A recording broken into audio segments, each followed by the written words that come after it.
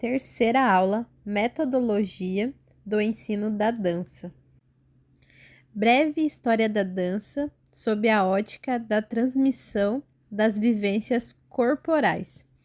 Antes de iniciarmos nossa discussão sobre a dança e seu ensino na escola, perpassaremos sutilmente pela sua construção histórica, para compreendermos o seu desenvolvimento e o processo de ensino e aprendizagem.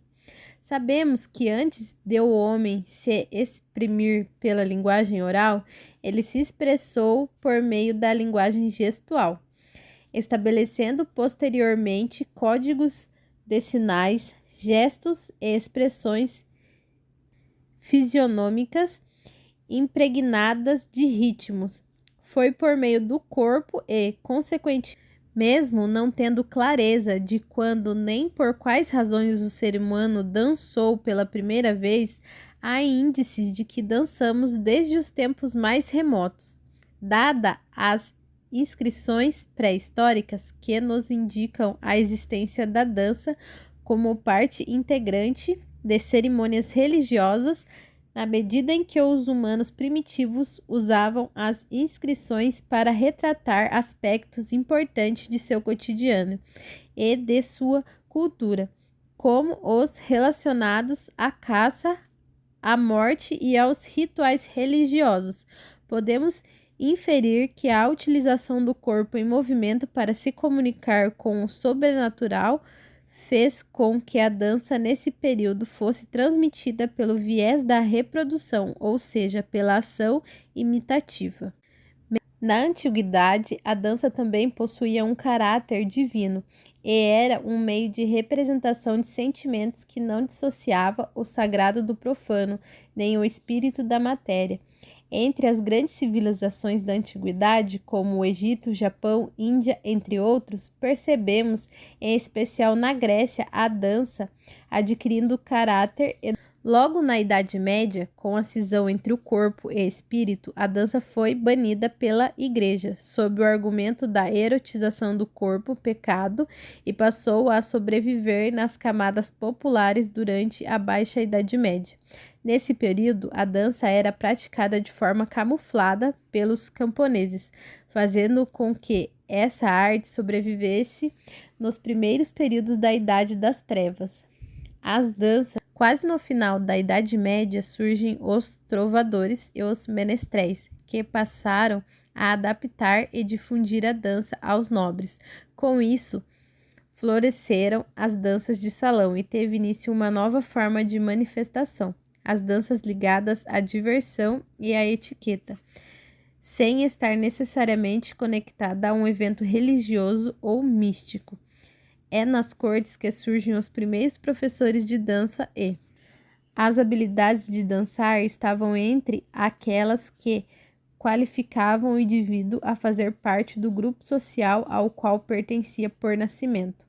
As danças do final da Idade Média se sofisticaram, adquiriram vocabulário próprio e a dança no Renascimento passou a se caracterizar por movimentos que transmitissem o ideal de nobreza por meio de códigos corporais. Por exemplo, podemos mencionar a postura verticalizada que reforçava a supremacia da corte, acrescentada por floreio nos passos, postura estudada, movimentação codificada, Portinari, 1989, página 56, que podemos observar até os dias de hoje na manifestação das danças clássicas, balé clássicos, as danças de salão, como a valsa, tango, entre outras.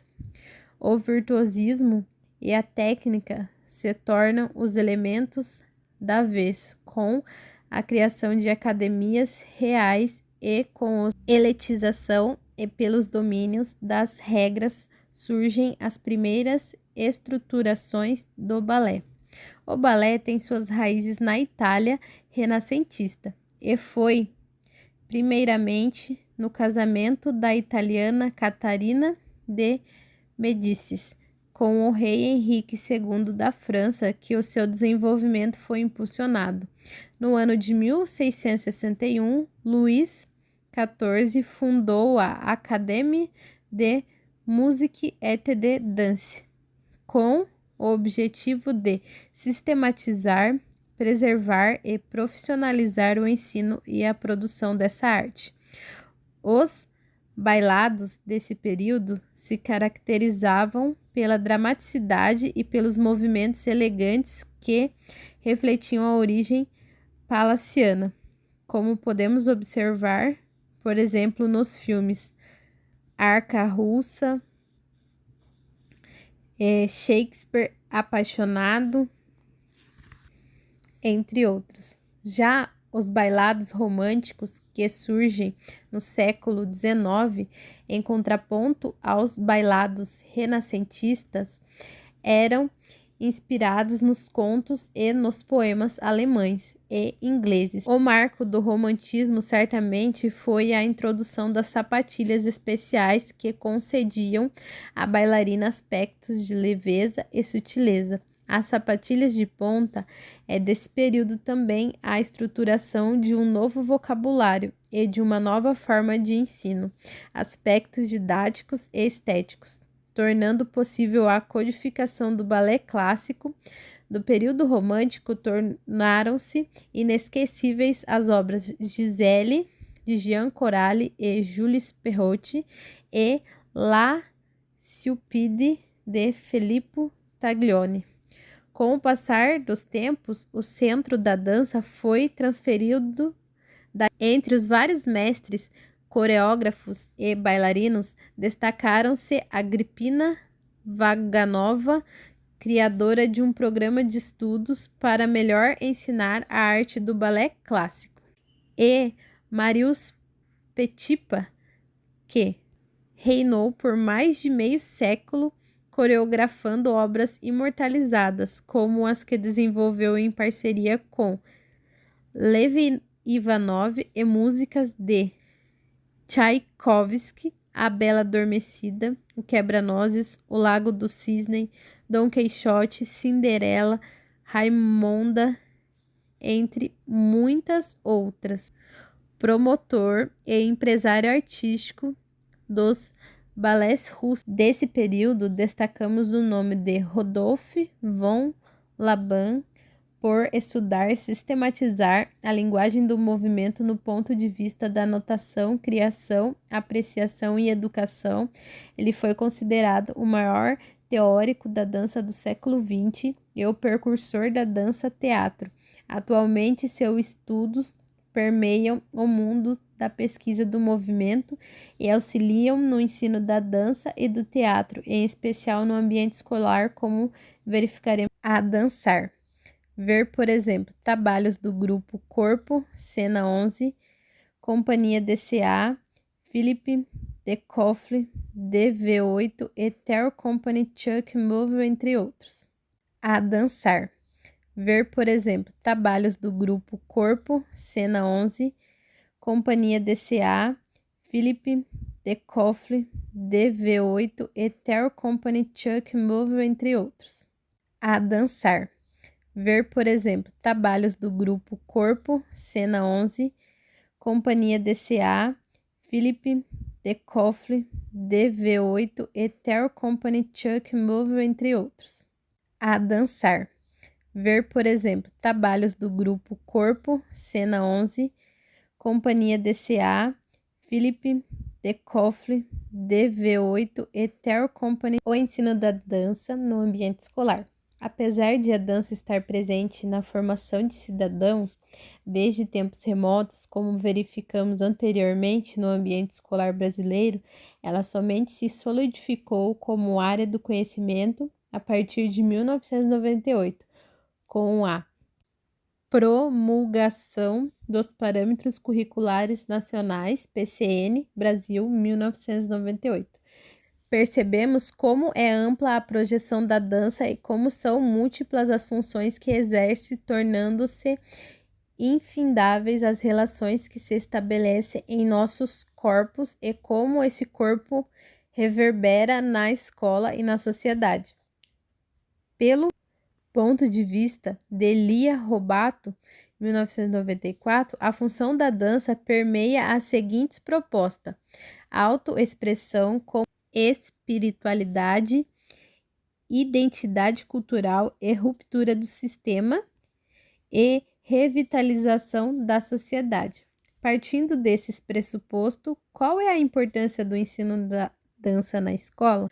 Como percebemos ao longo da história da dança, nesse sentido, a dança a ser ensinada na escola não busca a reprodução técnica de determinados códigos específicos da linguagem da dança, como o balé clássico, o jazz, o hip hop, entre outras modalidades difundidas por meio dos veículos de comunicação audiovisual. Seu objetivo é proporcionar encaminhamentos para que o aluno busque e descubra suas próprias possibilidades de movimentação. Esses encaminhamentos, nesse sentido, a dança a ser ensinada na escola não busca a reprodução técnica de determinados códigos específicos da linguagem da dança, como o balé clássico, o jazz, o hip hop, entre outras modalidades difundidas por meio dos veículos que conduzirão os alunos a uma maior reflexão acerca do corpo, por meio do perceber, do observar, do tatear e do compreender. Os estudantes reconhecerão no próprio corpo o conteúdo aplicado. Eles conseguirão analisar e relacionar as possibilidades de novas movimentações, gerando dança e comunicação através de um corpo constituído de movimentos significativos, ou seja, através de um corpo mais autônomo para reproduzir, criar e recriar danças. O que ensinar?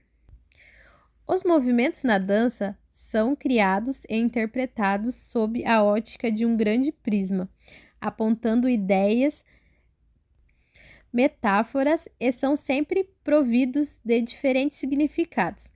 Para cada olhar do criador, a dança possui como linguagem o movimento corporal, movimento esse que envolve tanto uma dimensão tangível como intangível, que ultrapassa a dimensão do concreto, do visível, do explicável, do mensurável. Souza Pereira, 1999, página 4. Essa compreensão do movimento na dança é o que a diferencia de outras manifestações do corpo em movimento, o que nos permite dizer que nem todo movimento se consiste enquanto dança cênica, mas que, por outro lado, qualquer movimento pode se transformar em dança. Souza Pereira, 1999, página 4.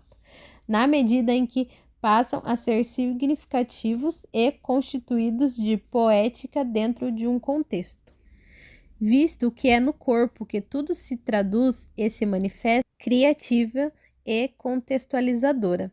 Afinal, quando o corpo em ação na dança se expressa em sua totalidade, dominando e conhecendo seus elementos estruturadores, é possível transformar qualquer movimento em arte. Souza Pereira, 1999, página 4. Dado que a dança na escola não é arte do espetáculo, é educação através da arte. Marquês, 1998, página 33. Criativa e contextualizadora. Afinal, quando o corpo em ação na dança se expressa em sua totalidade, dominando e conhecendo o corpo, aspectos sensíveis, anatômicos e culturais. Você já parou para pensar e observar como o corpo humano está organizado funcionalmente? Somos iguais biologicamente e culturalmente? Na escola, os alunos possuem o mesmo corpo? Como deve ser o corpo que dança no ambiente escolar?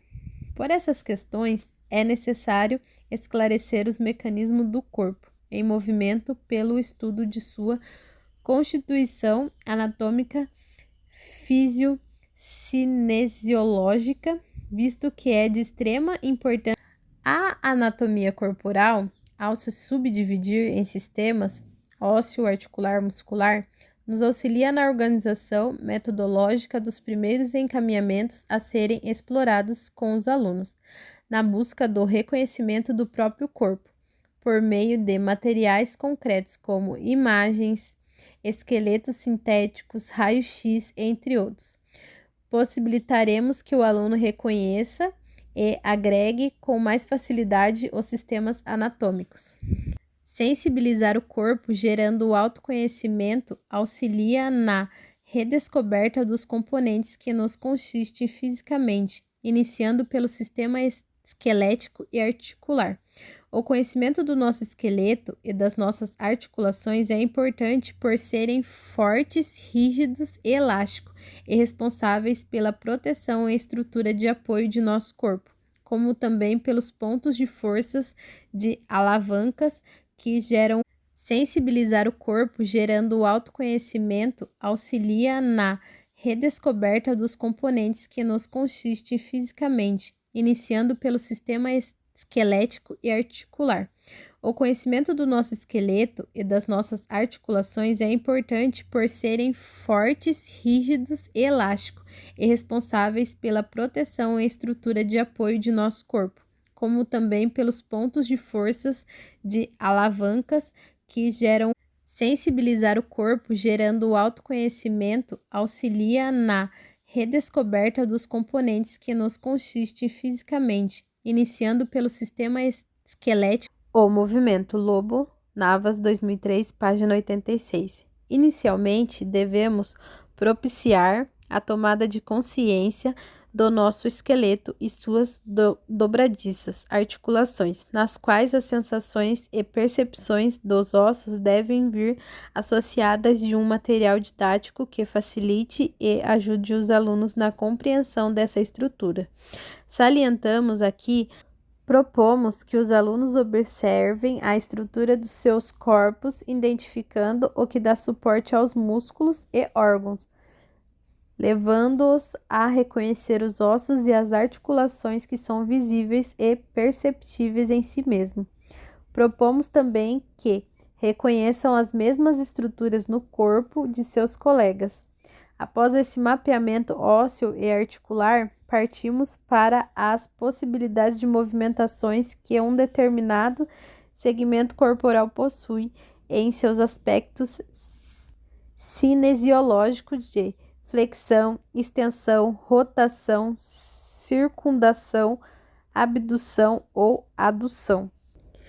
Visando a uma progressão pedagógica e cinesiológica, podemos propor que os alunos experimentem inicialmente movimentos isolados do corpo, depois progredindo para combinações de movimentos de uma mesma parte corpórea ou de partes de nenhum comprometimento corporal. Souza Pereira, 1999, página 5.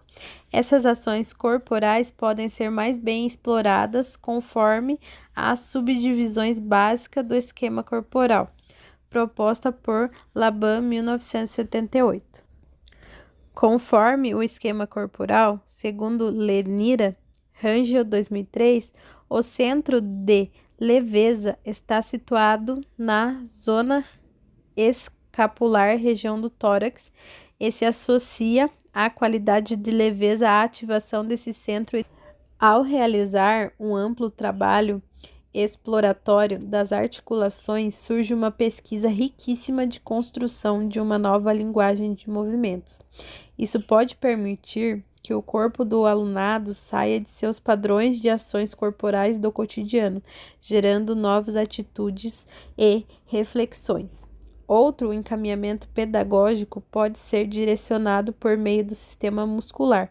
Os músculos são estruturas individualizadas que cruzam uma ou mais articulações e, pela sua contração e extensão, são capazes de lhes transmitir movimento.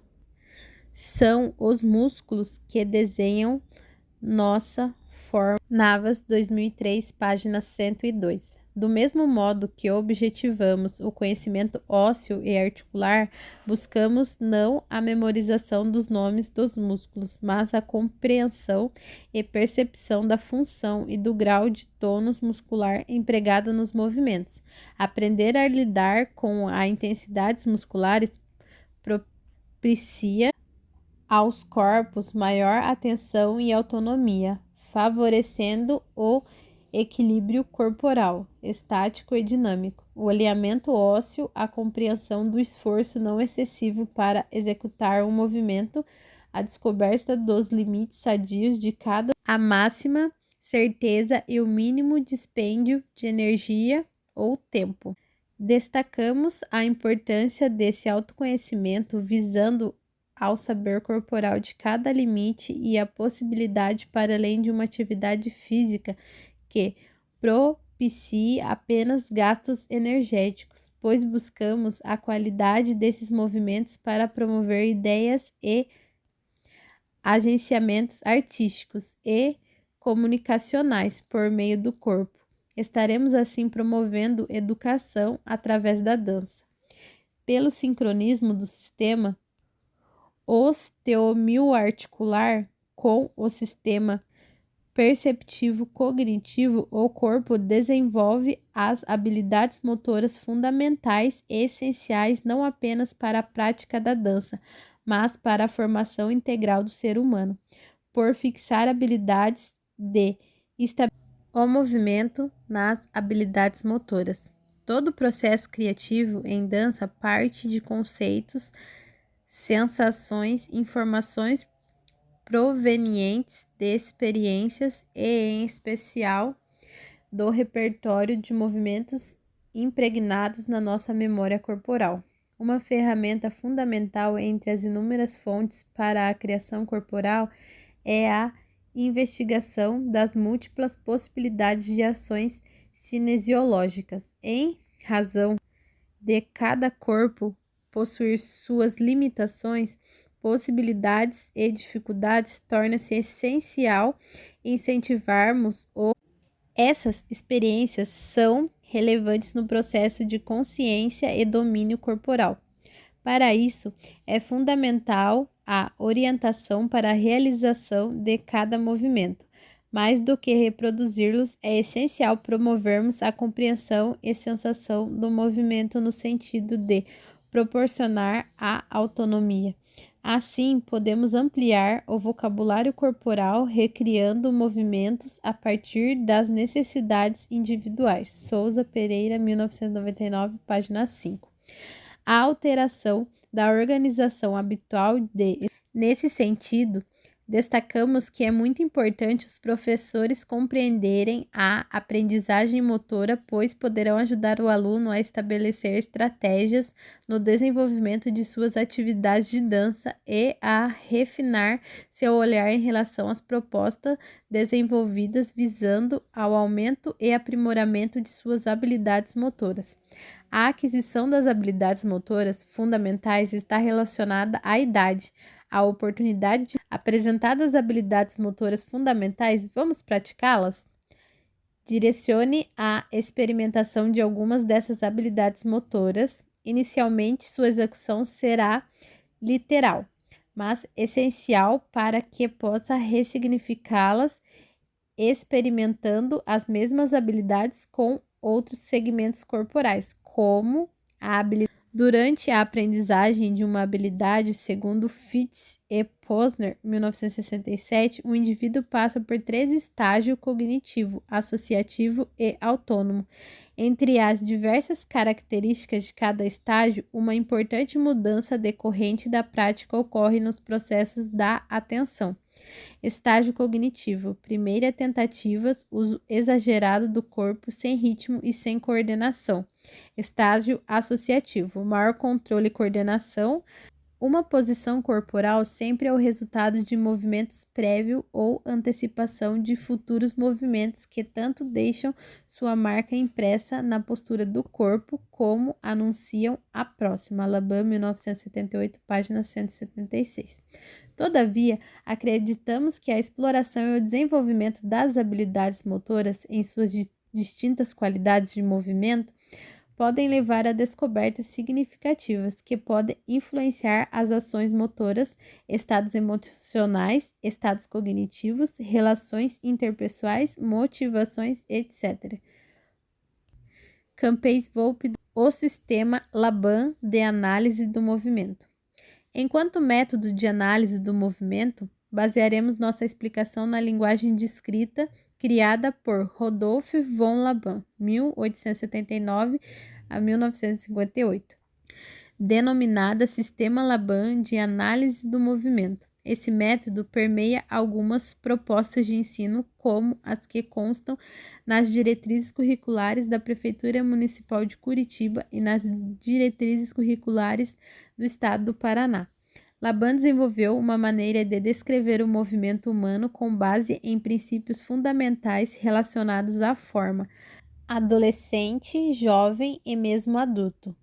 Rangel, 2003, página 13. Segundo Isabel dos Anjos, 2010, página 3, cada ser humano combina os elementos básicos de movimentos de uma maneira única e os organiza de maneira a criar relações com o próprio corpo e do corpo com a mente, que revelem seu estilo pessoal, psicológico, artístico e cultural.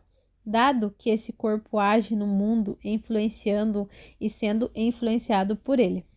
Por meio do sistema Laban, podemos observar e atuar no desenvolvimento do equilíbrio físico e emocional, na criação de coreografias, notações e críticas de dança, no ensino e aperfeiçoamento de técnicas de movimento e observação para bailarinos, coreógrafos, atletas, professores e alunos. Anjos, 2010, página 3.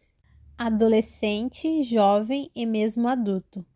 Rangel, 2003, página 13. Segundo Isabel dos Anjos, 2010, página 3, cada ser humano combina os elementos básicos de movimentos de uma maneira única e os organiza de maneira a criar relações. Esse sistema possui 4 categorias de análise que são interrelacionadas e servem de foco para a observação da experiência do movimento. Laban, 1978, Miranda, 1979. Corpo. Em relação ao movimento, o que se move?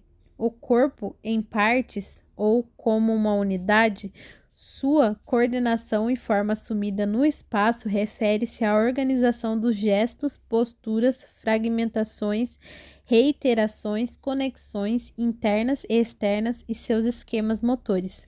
Esforço. Em relação ao movimento, como nos movemos? A qualidade do movimento, que expressa as nossas sensações transformadas em ação, abrange ritmo dinâmico, motivação interna e externa, reflexão sobre como o indivíduo se move em relação aos fatores do movimento. Forma. Em relação ao movimento, estes fatores pertencem à própria natureza do fato de existir. O agente com ele se relaciona de uma forma integral. O movimento, portanto, é ativado e expresso em gradações de qualidade de esforço por meio desta capacidade de múltiplas atitudes internas que se tem perante os fatores de movimento. Vejamos a seguir quais são esses fatores. Peso.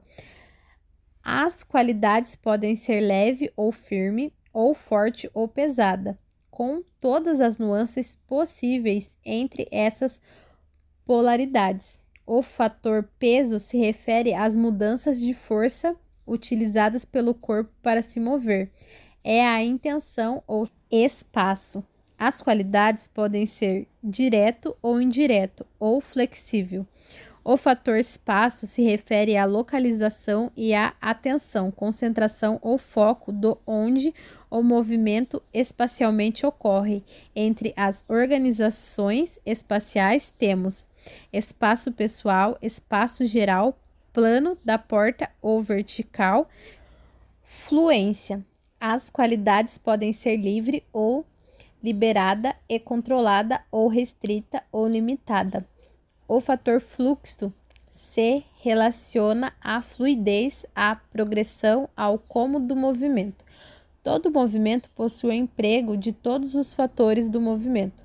Por exemplo, no ato de pegar um copo, temos peso leve ou pesado, conforme o corpo esteja vazio ou preenchido, tempo rápido ou lento, urgência de pegar o copo, Embora todo gesto ou movimento possua os 4 fatores peso, tempo, espaço, fluência, didaticamente podemos enfatizar um fator por vez, para que o aluno possa ter claras em seu corpo as distinções de cada elemento.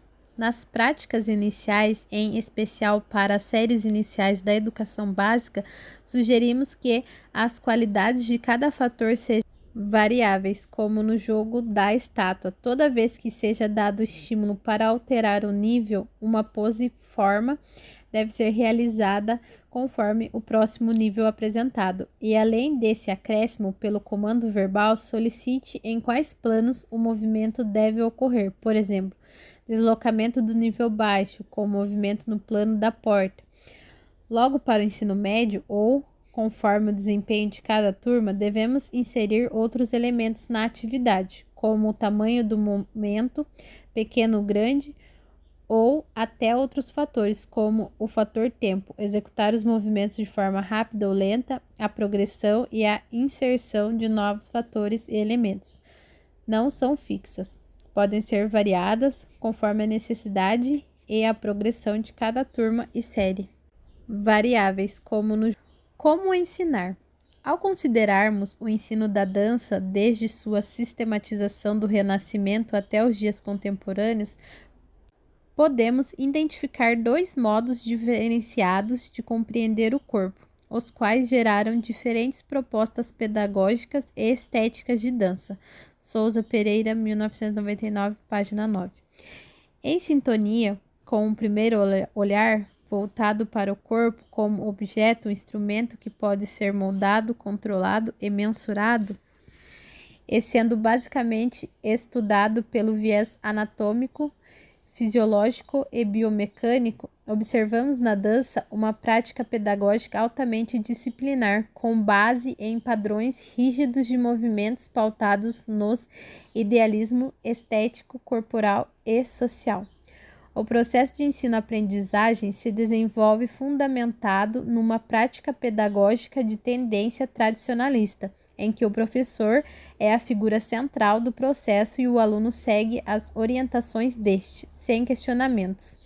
Nessa perspectiva, o que importa é que compreendemos que a constituição biossociocultural do aluno é material fundamental para permitir que ele se desenvolva por conta própria, de acordo com seu tempo, possibilidades e potencialidades. Nessa perspectiva, buscamos a construção de uma prática pedagógica de dança pautada na individualidade de cada corpo, nas suas potencialidades e dificuldades, mas sem deixar de valorizar o desenvolvimento da sensibilidade, da criatividade e do domínio técnico, ou seja, o domínio da ação corporal na forma em dança. Souza Pereira, 1999. Quando tratamos do ensino da dança na escola, não devemos restringi-lo à cópia de passos, mas sim criar possibilidades que contemplem o prazer pela criação, execução, compreensão, apreciação e contextualização do movimento, pois desse modo estaremos abarcando a dança como área do conhecimento. Nesse sentido, encontramos fundamentos na pedagogia histórico-crítica proposta por Dermeval Saviani, 1990, citado por Gasparin, 2009, e no encaminhamento metodológico dessa pedagogia desenvolvido por João Luiz Gasparin, 2009, por acreditarmos que a educação visa assumir o papel de formadora de consciências críticas, tornando viável um novo pensar e agir pedagógico, possibilitando aos alunos a busca de novos conhecimentos e novas práticas. No entanto, antes de adentrarmos no como trabalhar sistematicamente o ensino de dança na escola, pautado na didática de Gasparin, é importante falarmos sobre o agenciamento de espaços físicos na escola. Embora à primeira vista pareça irrelevante sendo o espaço físico escolar estruturado com base nas proposições pedagógicas, é necessário uma reflexão ampliada da escola, a fim de redimensionar esses espaços para que o ensino da dança possa de fato ser real e transgressor, propiciando aos alunos o encontro com o próprio corpo, bem como para disponibilizar momentos de sociabilização com os demais colegas, levando em o saber prévio do espaço físico auxilia o professor a desenvolver atividades adequadas, proporcionando bem-estar, evitando possíveis acidentes e oferecendo melhor qualidade de ensino e aprendizado. Assim como nas disciplinas de matemática, português, física, química, entre outras, a dança precisa ser estudada, compreendida, vivenciada e não pode restringir-se ao mero entretenimento. Cabe então ao professor conhecer e organizar o conteúdo de dança com o intuito de construir melhores caminhos para dispor ao aluno a fim de tornar a apropriação destes mais acessível. A sistematização e a organização dos conteúdos consistem em um caminho que permite promover a apreensão, subjetivação e objetivação teórica e prática do saber artístico, de forma gradativa e que aos poucos pode ser aprofundada. Denard, 2004, página 1. A promoção da prática pedagógica do professor objetiva construir uma ponte entre a teoria e a prática, contextualizando as vivências individuais. A prática social final consiste no primeiro contato do aluno com o tema a ser trabalhado. É o momento em que o professor irá anunciar os conteúdos, dialogar com os alunos a respeito do que eles já conhecem sobre o assunto, instigar o que eles querem saber e aprender a mais, além de contextualizar o conteúdo. É um convite aos alunos a ultrapassar o cotidiano, o imediato. Com as questões sobre o corpo levantadas, chega o momento de teorizá-las nas diversas áreas do conhecimento. Nas ciências, quais as partes que constituem o corpo? Esqueleto, articulação, músculo, ganhos e perdas energéticas, diferenças das constituições dos corpos femininos e masculinos, etc. A fase da instrumentalização é o centro do processo pedagógico. É nela que se realiza efetivamente a aprendizagem. Por isso, o trabalho do professor como mediador consiste em dinamizar, através das ações previstas e dos recursos selecionados, os processos mentais dos alunos para que se apropriem dos conteúdos científicos em suas diversas dimensões, buscando alcançar os objetivos propostos. Gasparim, 2009, página 122. É nessa fase que o professor, munido de todas as ferramentas disponíveis, utilizará ações pedagógicas ativas. A quarta fase é a da catarse, na qual o aluno demonstra sua nova postura mental e corporal, síntese, em relação ao conteúdo aplicado. Na catarse, o aluno expressa tudo o que assimilou, mostrando-se capaz de compreender as questões levantadas, dando um novo sentido à aprendizagem. Este é o momento em que devem ser retomados os objetivos propostos na prática social inicial e trabalhados nas fases subsequentes, verificando se foram atingidos pelos alunos. Gasparim, 2009, página 130. Para esse momento, será necessário proporcionar oportunidades que demonstrem o conhecimento adquirido. Nessa etapa, é possível avaliar em que dimensão o aluno sistematizou e assimilou os conteúdos trabalhados, analisando a amplitude de sua compreensão. A última fase, denominada prática social final, é a manifestação da nova atitude prática do aluno em relação ao conteúdo aprendido, bem como do compromisso social em pôr em execução o novo conhecimento a fim de transformar sua realidade, é a fase das intenções, das predisposições e das propostas de ações dos alunos. Gasparim, 2009, página 162. Nesse momento, em conjunto com o professor, não é linear, mas se desenvolver em círculos concêntricos e crescentes, possibilitando ao aluno a busca contínua de novos conhecimentos e novas práticas, trata-se de uma concepção metodológica que propõe um equilíbrio entre teoria e prática e os processos indutivos e dedutivos na construção do conhecimento escolar. Gasparim, 2009, página 8. Reforçamos aqui a importância de partir da prática social dos alunos para depois contextualizá-los na teoria e transformá-los novamente por meio da prática social. Não é linear, mas se desenvolver em círculos concêntricos e crescentes, possibilitando ao aluno a busca contínua de novos conhecimentos e novas práticas, trata-se de uma concepção metodológica que propõe um equilíbrio entre teoria e prática e os processos indutivos e dedutivos na construção do conhecimento escolar. Gasparim, 2009, página 8.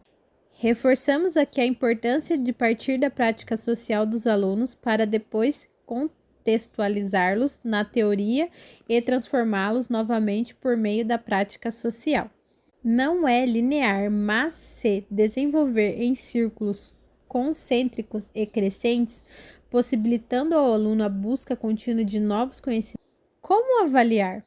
A avaliação em dança, assim como no ensino de todas as linguagens artísticas, apresenta duas fases, a processual e a diretiva. Na fase processual, contínua, permanente e cumulativa, temos como ponto de partida os conhecimentos artísticos em dança construídos historicamente pelo ser humano e expresso na escola como conteúdo artístico e de formação corporal. Como ponto de chegada, a aprendizagem desses conteúdos pelos alunos, mediada pelo professor. Na fase diretiva, a avaliação se baseia na reflexão e no questionamento da praxe artística que foi desenvolvida, no encaminhamento metodológico pelo professor. Dessa forma, além de ensinar, também cabe ao professor avaliar o ensino e a aprendizagem durante o processo de desenvolvimento do trabalho pedagógico em dança, tornando consciente ao aluno o que foi aprendido e ao professor o que foi ensinado. Denard, 2004, página 2. Como avaliar? A avaliação em dança, assim como no ensino de todas as linguagens artísticas, apresenta duas fases, a processual e a diretiva. Na fase processual, contínua, permanente e cumulativa, temos como ponto de partida os conhecimentos artísticos em dança construídos historicamente pelo ser humano e expresso na escola como conteúdo artístico e de formação corporal. A avaliação também consiste em realizar uma síntese sem julgamentos, correspondente à fase da catarse. A catarse representa a síntese do aluno, sua nova postura mental e a demonstração do novo grau de conhecimento a que chegou. Gasparim, 2009, página 162. Ainda segundo Gasparim, 2009, em fase pode ser informal ou formal. Na avaliação informal, o aluno manifesta de maneira espontânea o quanto incorporou dos conteúdos e dos métodos de trabalho utilizado. Para o professor, é o momento de assimilar o que o aluno sabia no início do processo e os saberes que adquiriu durante a ação pedagógica. Já na avaliação formal, o professor seleciona os conteúdos trabalhados e verifica se, por parte dos alunos, houve aprendizagem ou não. A avaliação também consiste em realizar uma síntese sem julgamentos, correspondente à fase da catarse. A catarse representa a síntese do aluno, sua nova postura mental e a demonstração do novo grau de conhecimento a que chegou.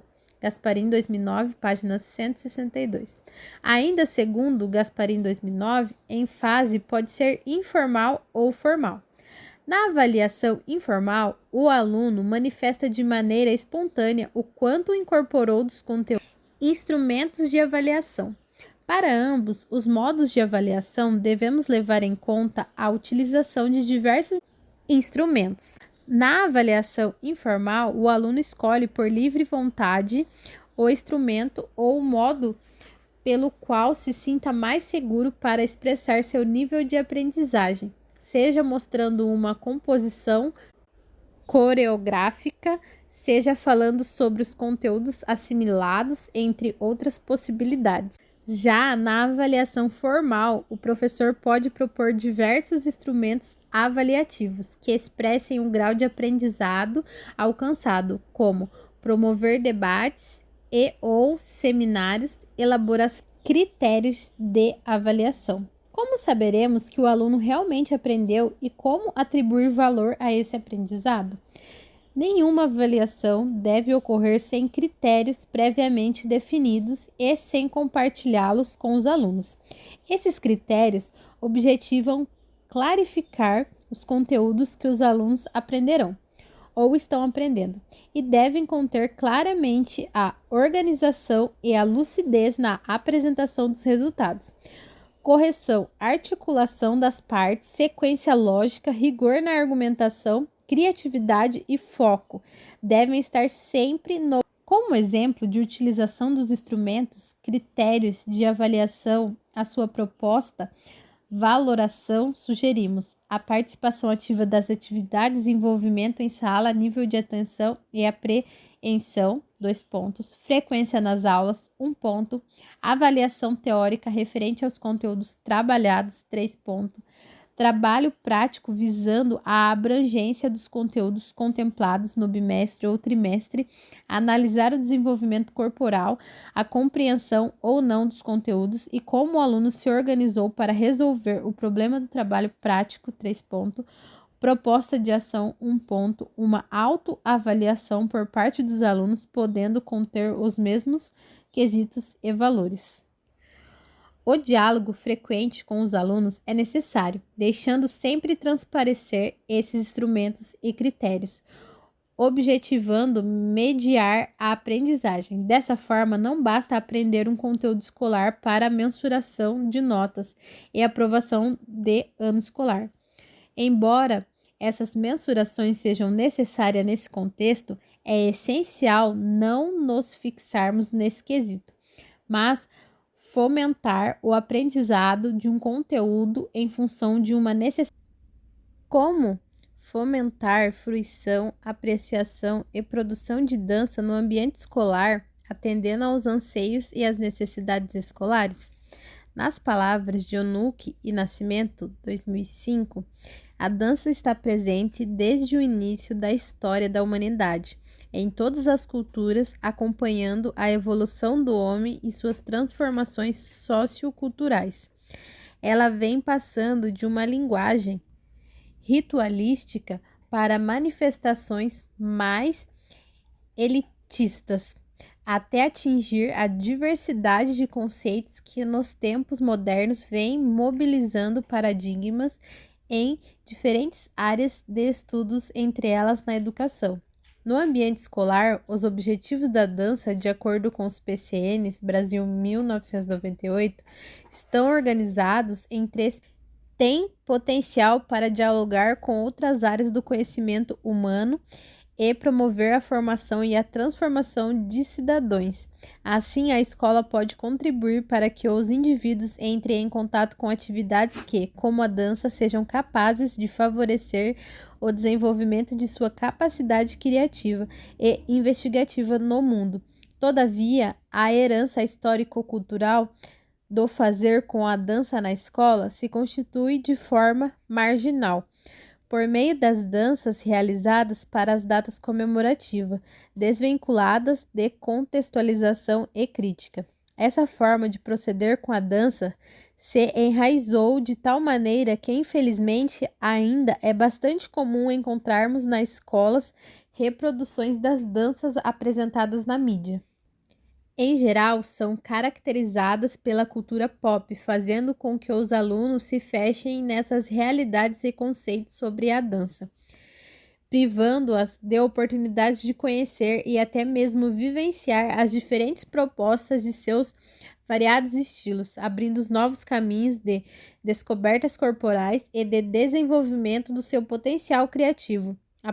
Segundo os PCN, a fruição se refere à apreciação significativa de arte e do universo e ela relacionado. Tal ação contempla a fruição da produção dos alunos e da produção histórico-social em sua diversidade. Brasil, 1998, página 41. A fruição pode se iniciar no âmbito escolar, por meio de vídeos de diversas manifestações de dança, tanto locais, regionais, nacionais ou internacionais, por intermédio da biblioteca, ao permitir que o aluno tenha acesso à literatura sobre a dança, assistindo às manifestações de outras turmas e séries, ou até mesmo promovendo a vinda de grupos de dança para o espaço escolar. A fruição também pode ultrapassar os limites da escola e promover visitas a teatros, museus, cinemas e observamos nesse ponto que a fruição da dança em datas comemorativas do calendário escolar deve estar contextualizada com o trabalho desenvolvido em sala de aula, e a produção artística para essas datas deve ser acordada entre alunos e professor. Desse modo, os alunos conseguirão contextualizar com maior clareza os conteúdos abordados em sala de aula e fruir esteticamente sobre as diferentes manifestações culturais por intermédio da dança. Já a apreciação se refere à construção de conhecimento sobre o trabalho artístico pessoal dos colegas e sobre a dança como produto da história e da multiplicidade das culturas humanas, com ênfase na formação cultivada do cidadão. Conforme o PCN Brasil, 1998, página 52, a apreciação em dança envolve reconhecimento e distinção das diversas modalidades de movimento e suas combinações como são apresentadas nos vários estilos de dança, identificação e reconhecimento da dança e suas concepções estéticas nas diversas culturas, considerando as criações regionais, nacionais e internacionais, contextualização da produção em dança e compreensão desta como manifestações autêntica, sintetizadora e representante de determinada cultura.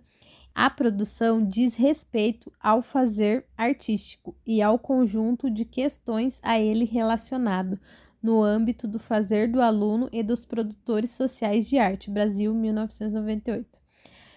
Nesse ponto, ressaltamos a importância de se distinguir processo de produto final.